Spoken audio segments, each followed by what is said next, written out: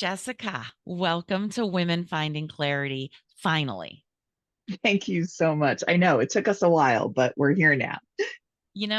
my mom used to say it's all in the timing, and it's so true. Everything happens in, what I call divine timing, but everything happens the way it's supposed to happen. Absolutely. Yeah. So, as we're getting started, I would love if you could share a little bit about what's your PhD in life? When you turn around and look back, what are the major stepping stones that brought you to where you are today? Yeah, that's the question, isn't it? Like So how did big. we get where we are, right? And so being a, firm Gen X kind of person, I say I got where I am by sarcasm and and caffeine, right? But the reality is that, throughout my life, I have been surrounded by people who, through various identities, are marginalized by society, right? I am always with the out group of people. And it really made me understand what it means to have societal power and what it means to not have societal power and what it means when we talk about our privilege in society if we identify as part of the group that holds power, how that makes our lives easier than if we do not identify as part of that group. And so I really started to think about, well, how do I make these changes? How do I move ourselves, myself personally, and also ourselves as a society forward in whatever way that I can? Because my goal has always been, leave things a little better than I found them. Mm. That's always my goal. And leave people feeling better, leave places or situations that I am better than when I found them. And so I did my first DEI talks in 1995. So this is not something I have come to recently. I was hired. My first job in grad school was designing what were called safe space trainings for what was then GLBT students. Wow. Training um, the faculty and the staff and the resident advisors and the student leaders how to create a welcoming and safe environment on campus um, for queer students who were facing, that was the time of Matthew Shepard, right? That was there was a lot of hate crimes happening. There was a lot of discrimination happening. And so how do we create a more welcoming environment? And we start with anti-bias trainings. And so from 1995 to now, I have always sort of done that work in some capacity. So I did it there. Then I moved to a community health center in New Bedford, and I worked with patients with HIV and AIDS at a time when antiretrovirals were just coming on the market, and physicians wouldn't see these patients, and they didn't qualify for health insurance because it was considered a pre-existing condition, and that was before Mass Health recognized it as a diagnosis. And getting people treatment and getting people getting grant funding for medications that cost literally thousands and thousands of dollars a month.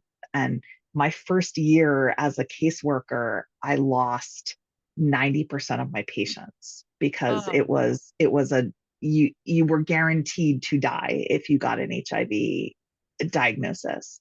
And then watching, the evolution of that, um, and moving from specifically HIV AIDS to community health in general, and helping to build community health centers and helping to expand programs and open 340B pharmacies, which allowed, better access to medications, for uninsured people. And um, so all of that throughout my career has been, how do I get people who don't have access access to something that they need, whether it's healthcare, whether it's food, whether it's access to the performing arts. I founded a theater company which is designed to be inclusive and accessible. And so we do trainings for people of all abilities and all ages. And so we work with DDS, and we work with Cape Cod Can, which is the Collaborative Arts Network. And then we also work with the college, Cape Cod Community College, and we work with a bunch of the theaters in the area. So from healthcare to um, food and access to performing arts and like nurturing your soul, it's always been, how do we get the people who have been marginalized and pushed to the sides here to the center to be able to have their voice and be seen and be recognized for what they can bring to the table. And so that's from my consulting, and now with the theater company and the film company, this is what we're doing all the time, is putting the spotlight on people who get pushed to the sidelines.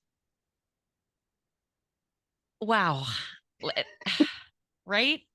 It makes me feel like I have to stop and take a breath to really allow all of it to land a little bit. Because when you look back and think about the work that you've done and all the lives you've impacted, and back before it was, you know, the thing to focus on, Yeah, you were focused on that. And you have touched hundreds of thousands of lives.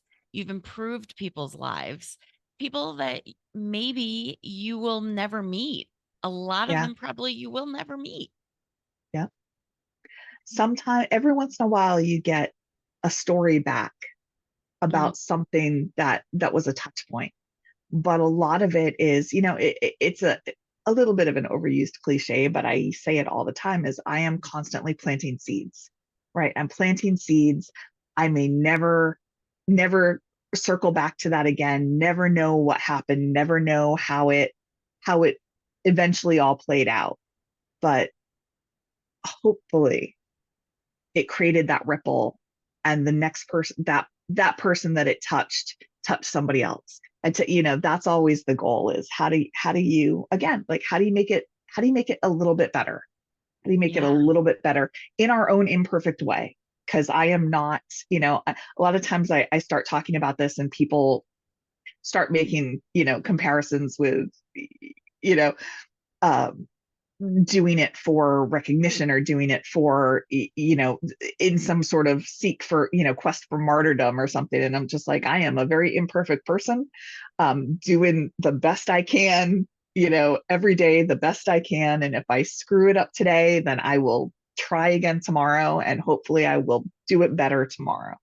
And that's, how I hope, I if I inspire anybody to do anything, I hope that it's that, is that you just keep trying the best that you can. And that's the message of the day. And we are done. The end. But isn't that a life well lived, that you're not seeking recognition? You're seeking to make life better for your fellow human beings. And I know you. And so that also includes all the animals and all the, right? So, Yeah, I mean, just what a beautiful energy to bring and to carry with you through this world. I'm trying. There's a lot of ugly sentiment in the world, right? And when I say ugly people, I don't mean like physically ugly. I mean, Right. people who are just intent on harm or selfishness, or are so inwardly focused that there's no one else sort of touches their consciousness, right? And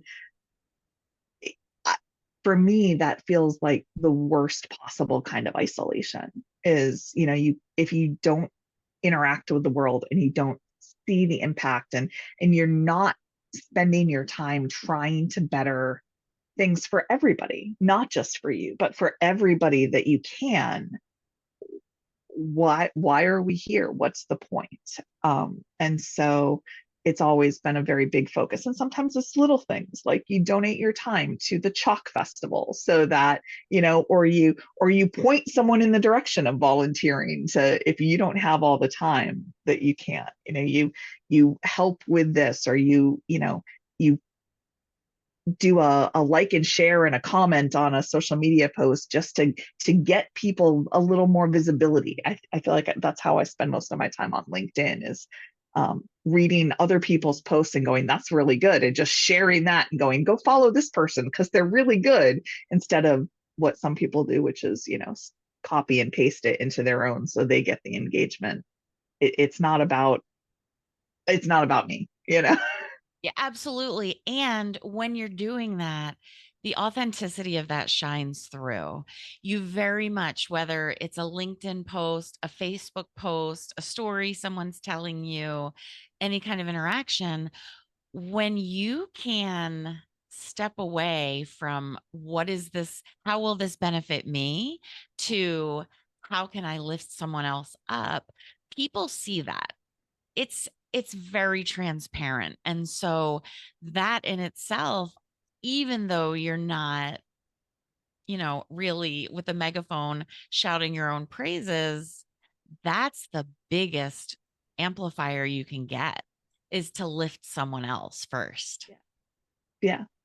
I mean, and not to say you shouldn't ever spend time focusing on yourself, because it's like, Yeah. I tell people it's like being on an airplane, right? You have to make sure your own mask is affixed before assisting others. Yes. Um, but you have to find the balance, right? And for some of us, maybe the balance is a little, we should do a little more for ourselves than maybe we do. But I was raised kind of thinking anything I did for myself was an act of selfishness, right? And so that's been unlearning a lot of that, which a lot of oldest daughters perhaps might feel that pretty keenly. But the sort of oldest child syndrome of, you have to sort of always be there for everybody else, and it's unlearning a little bit of that, and then finding the best ways that you can to uplift, and whether it's in what you're doing, or whether it's your volunteer work, or whether it's your faith, or whether it's whatever it is that you can find ways to touch other people. And it doesn't have to cost you anything. Ideally it's your time. That's what it's costing you. It's showing up and doing things. And then if you don't have the time to show up and do things, that's where you look at, all right, well then donate money if you don't have the time, right? Right. Right. Or, you are very much this person, and I love to be this person as well. If you don't have time and maybe you don't have the extra money, be a connector. Say, Yeah. hey, I was just talking to this person the other day and I knew it was someone you needed to meet. So I'm going to Yeah. send you both an email and connect you. I mean, Absolutely. that's the gift that keeps on giving. Yep. Yep. I have I am blessed in my life to be surrounded by connectors, right? And some are amazingly good at it. I like to think I'm pretty good at, hey, are you aware of this resource? Hey, are you aware of these other people? Or hey, let me send this email that connects the two of you. I'm in the process of someone that I'm connected with on social media who has written a really good DEI book, trying and been turned down by publishers, trying to get them connected to a publisher. And just think, because I happen to be friends with a number of people in the publishing industry, and so it's sort of leveraging your power again to help someone who doesn't have those connections, so not waiting and leveraging it for yourself, just trusting that if you're giving somebody else a hand up, then if you get to the point where you also need a hand up, the universe kind of provides, once if you've put that out into the world. I agree. I agree 1,000,000%. It's like your karma bank, Yeah. right? And Yeah. not that you're depositing into the bank for the sake of, oh, this will come back to me later, No. because then that isn't the good juju you're putting out. That is still very No. selfish, with a lowercase s, selfish. Yep.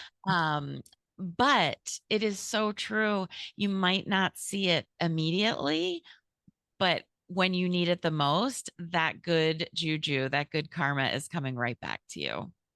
You hope. And if it doesn't, it doesn't, there's a reason for that somewhere along the way. Yeah. But just again, putting good out into the world and hoping that, the way I was raised was, whatever you put out in the world will come back to you threefold, right? And so I don't want badness coming back threefold. And so, like, you want to be who you want to see in the world, right? You need to be the person. I always tell people, be the person that you needed when you were younger. the who maybe wasn't there. Maybe they were there, and then you can emulate someone, a real life example. But if you had a point in your life where you were really low and you needed a hand and there wasn't somebody there to help you, be that person for somebody else. Mm, again, that's it. We're done. It's so very true, though. So let's kind of pull that back in and talk about how that goes towards businesses and Yeah. organizations. When a business or an organization calls you and says, Jessica, we need help here. This is what we're doing. How does all that translate into the business world? Yeah. So it translates primarily for me in terms of how organizations are led, right? Because if you lead an organization with empathy, with authenticity, with the understanding that when we are in charge, it is not our job to do all the things. It is our job to take care of the people who are doing the things. And so making sure that, we prioritize things like inclusion and belonging.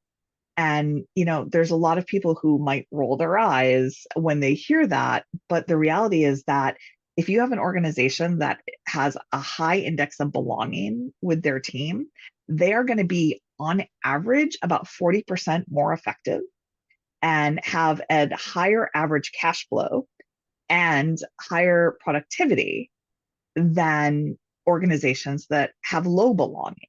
And so, if everybody feels like they are a part of the team, they're valued, their contributions are seen and acknowledged, you are going to have better business outcomes than if you don't.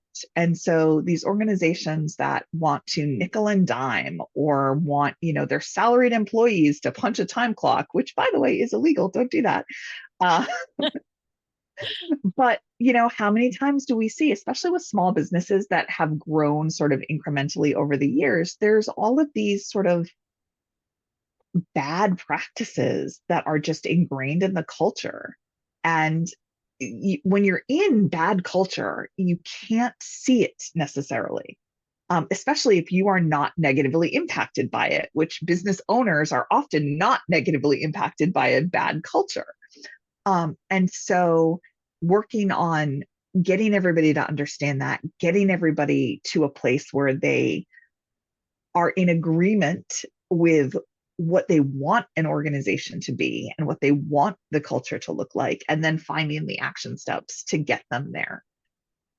Uh, None of that happens in a vacuum, but all of it has to start with the leadership of the company, because while innovation comes from the ground up, culture absolutely is driven from the top down. And if you have a culture that values their employees, you are going to have the leaders who pay attention, right? And who listen and who spend time with each worker and who spend time understanding the day to day of every job. Um, I have run multi-million dollar companies in my healthcare career, and I could do literally every job that did not require clinical licensure. And some of them, I do hold a number of clinical licensures as well, right? But I don't pretend I, could go in and be a doctor, but I could do almost every job that was incorporated under, what I was in charge of managing or leading, so that I could understand, so that when people came to me and complained about a problem, I didn't need to be brought up to speed to understand what they were talking about. I understood it and I could help them find the solution. Usually people know the solution when they come to complain, right? They just don't always, they're not always empowered to fix it. Um, Right. so it's really working with leaders to get them to understand how to refocus and how to change the way that they lead. And often, once they make that change, culture shift happens more quickly than we would imagine. We think, well, if there's broken trust, that takes a really long time. But if you are authentically like walking the walk of what you're telling people, people see that pretty fast. I think that's a good rule of thumb. not only in business, but also in life. Yep. I think that we're more transparent than we like to believe, and our energy shows up ahead of us. And Absolutely. yeah, and people read that, people feel that, people really get a read on you before you even open your mouth. Yeah. So, because this is a culture that's changing and improving and growing, there's still a lot of work to do. And do you notice a difference now from all these years of experience for new businesses starting out versus the businesses you're walking into to kind of give a little mindset shift to, or a big Yeah. mindset shift? It's funny. Yes and no, right? So it depends on who is starting the business and where sort of they fall in terms of their own work of recognizing some of this stuff, right? I am not one who points to like, oh, anybody under 30 gets this. That is not the case. However, I will say that people who are, millennials, Gen Y, Gen Z are more likely to get it because they have grown up with it, as opposed to Gen X like me and above, who it's a mindset shift of like, boomers, you got a job and you stayed with the same company and you spent 50 years at the company and they gave you a gold watch when you retired and a pension, right? And that is not the reality, right? And Gen X has sort of seen that fall apart. Like we started our careers being told if you work hard you will be able to retire at 65, and now it's like 74. And And if you're that's if lucky if you can retire then.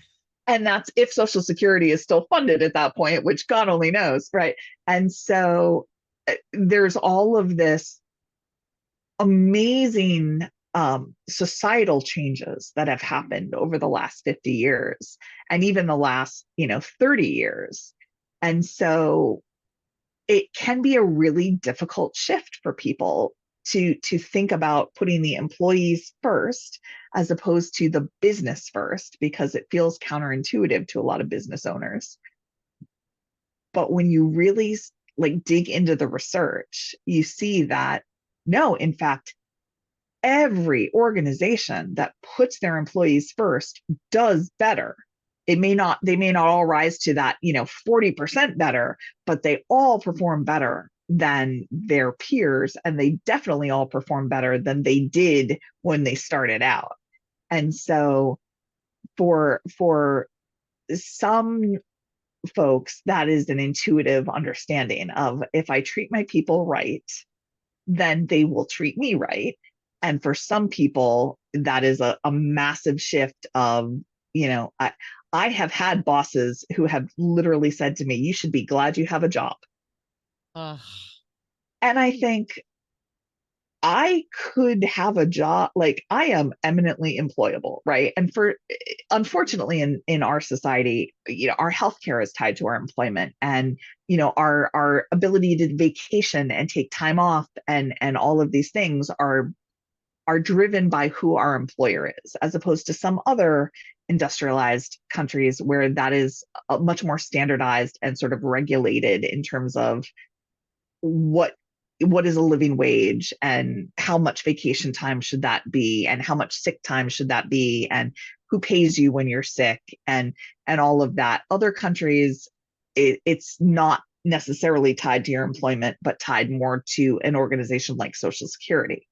And so we have this, in America, we know that one critical illness can bankrupt a family, right? Something like Absolutely. something like 70% of Americans have less than $500 in the bank. Um, that's a terrifying number when you know that a car accident or an illness or an injury can literally derail everything in your life. Um, that is a fear and a precarity that is not common in other industrialized places, right? Yeah. And so there is a lot of fear for people around keeping their job and not making waves and not complaining about culture that is harmful. Um, but as we move forward, as we move towards hopefully a society that is a little more caring of its people, it's my hope that some of these things will begin to come up to a level comparative to other places. We see it now with the minimum wage conversation and the conversation about whether tipped workers should have that way lower minimum wage. And just talking about what does it really mean to take care of our employees, right? In Massachusetts, a living wage is $34 an hour. That is how much you have to make to be able to afford a one-bedroom apartment in most of the state. And Come it's on. way higher if you're like in Boston, right? But $34 an hour. And our minimum wage is 15, right? And so even somebody working two full-time jobs cannot is not considered a living wage. And that gap is why so many people feel like they're just struggling, why they can't seem to get ahead. It's because inflation has, raised the prices of so many things. And also corporate greed has raised the prices of so many things. Like we can't really call it inflation when companies are posting record billions of dollars profit per quarter, right? That is not inflation, that is greed. But when you're making the same amount now that you made a year ago, and yet eggs cost $2 more a dozen than they did a year ago, yeah, the I live in Onset, and the food pantry in the next town over, every day they're open, that line is around the corner, and so that is a measure of how much people are struggling. And Yeah. so how do we fix that? And some of it is, how do we donate space for community gardens? How do we donate space for tiny homes to get people, housing? How do we figure out these big giant feelingly insurmountable problems, right? But it's also, do when you're cooking a meal, do you bring it next door to your neighbor who's in their 80s and probably isn't eating right? Or Yeah. do you offer to pick up their groceries for them or take them with you when you go grocery shopping? Is it checking on your neighbors when there's a disaster? Do you know if any of your neighbors have a life support issue? Do you know if any of your neighbors have a food insecurity? Do you know if any of your neighbors are facing housing insecurity? And is there a way that you can help them? And we're so isolated, and we're so like in our houses, in our screens, in our own little world, that to be able to say, knock on the door of your neighbor and just go, I'm just checking in.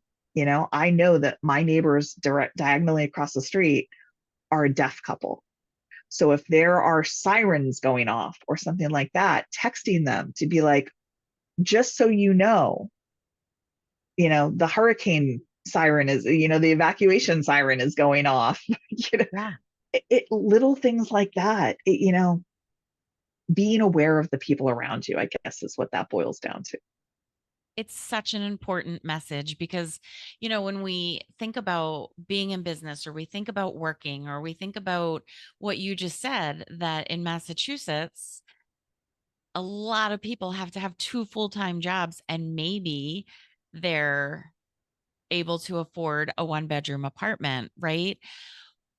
That leaves no time for quality of life, for No. enjoying life. And what are we doing here if it's not to enjoy our time here? Yeah. I If you're do not constantly in believe, survival mode, how do you? right? How do you live? I do not believe we were put on this earth to work two full-time jobs and merely survive.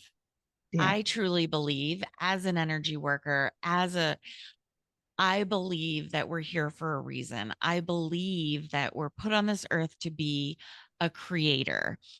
And look at all we have created, a lot for the better, some for the worse. But how can we create if we're always living in a state of fight or flight?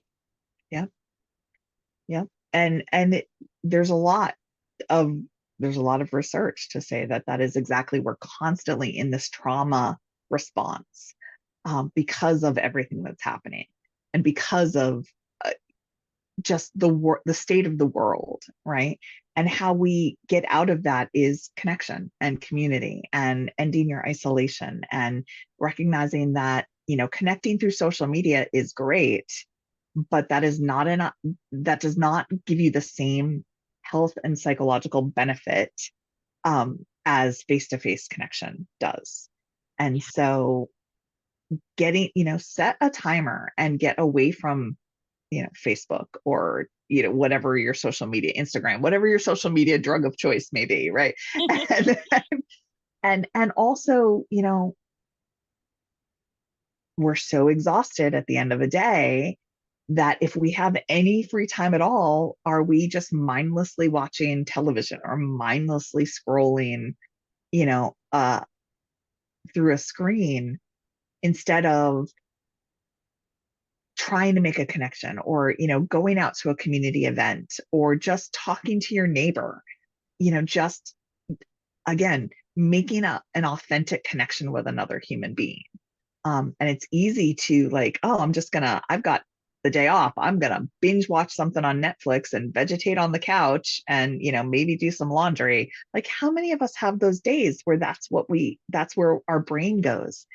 And Yeah. it's so ultimately unhealthy for us to just continue to isolate and continue to, um, seek out things that agree with our own views, and agree, we have to be challenged. We have to be out there and exposed to things that are not what we're used to in order for us to grow.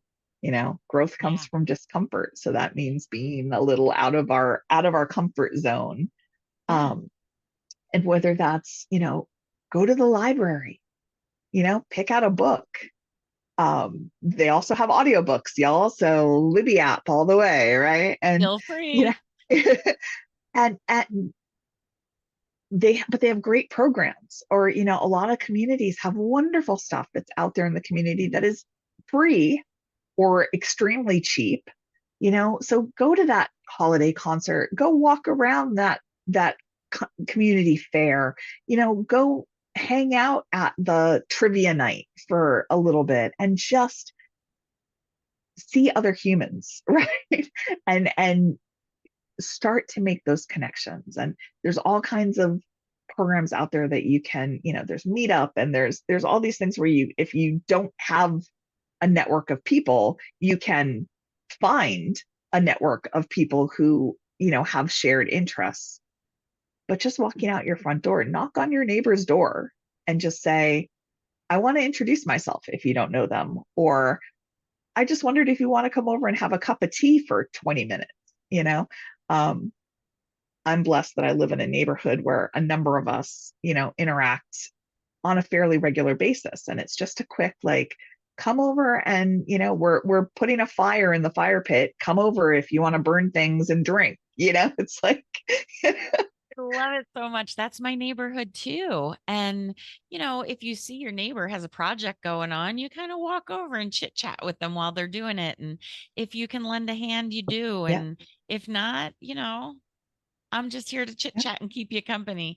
And that's okay. And if you need something, you can call them and, you can make a little group chat of the surrounding neighbors. Does anybody have two eggs? I can replace them tomorrow. Right. yeah, It seems so trivial, and yet it feeds your soul and it lets you know, hey, I'm okay. yeah, yeah. And, So, even things like, I come from a very large Irish family, and so I don't know how to cook for two people. And so, like, I will make a batch of soup, and then suddenly it's, every neighbor, would you like some soup? Because right. otherwise my freezer is going to be full of soup for the next 3 months. Just small things, small things. Hey, you've got a package on your front steps. I'm going to put it at the back door so that porch pirates don't get it. It, it takes so little to show care for the people around you. Yeah. Um, Little things like my schedule is such that I am home a lot of days.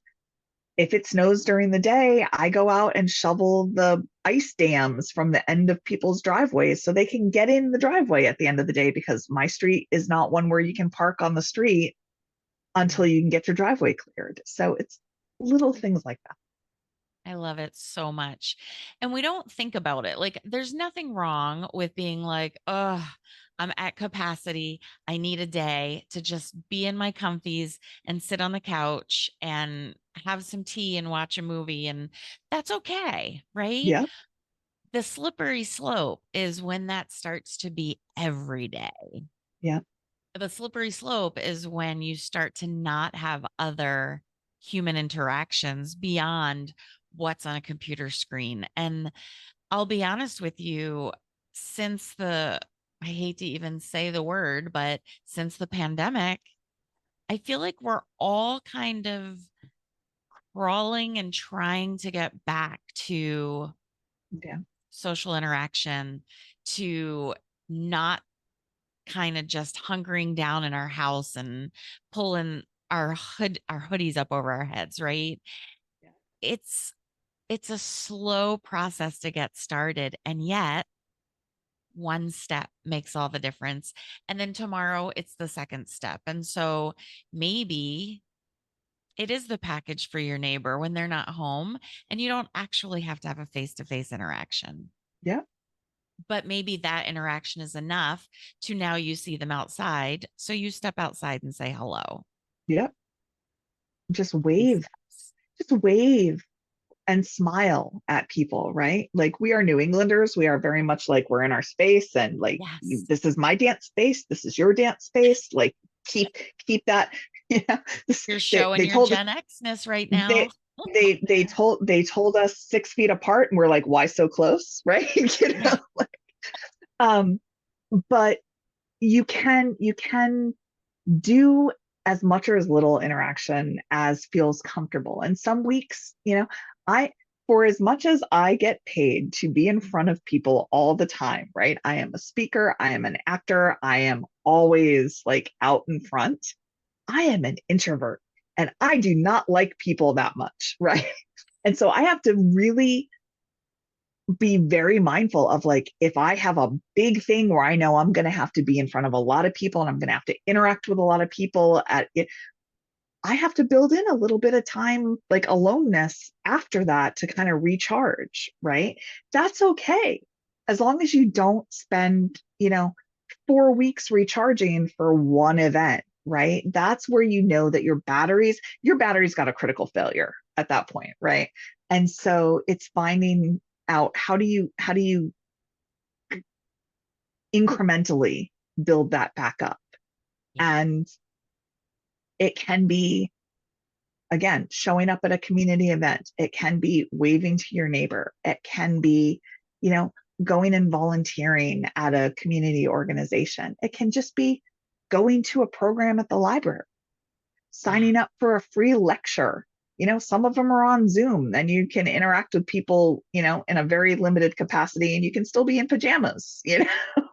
Like, And I know you know that if you show up at a Zoom, whatever it is, masterclass or, mhm, social event or whatever, the facilitator is thrilled to see you there. yes, yes, So you're because, doing a favor for yourself. You're also helping out the facilitator. yeah, and the organization that's running it, Yeah. who, they want to help you form community. They want to help form community around them. And I do a lot of different classes out in the community, both for, the DEI stuff that I do and also for the theater company.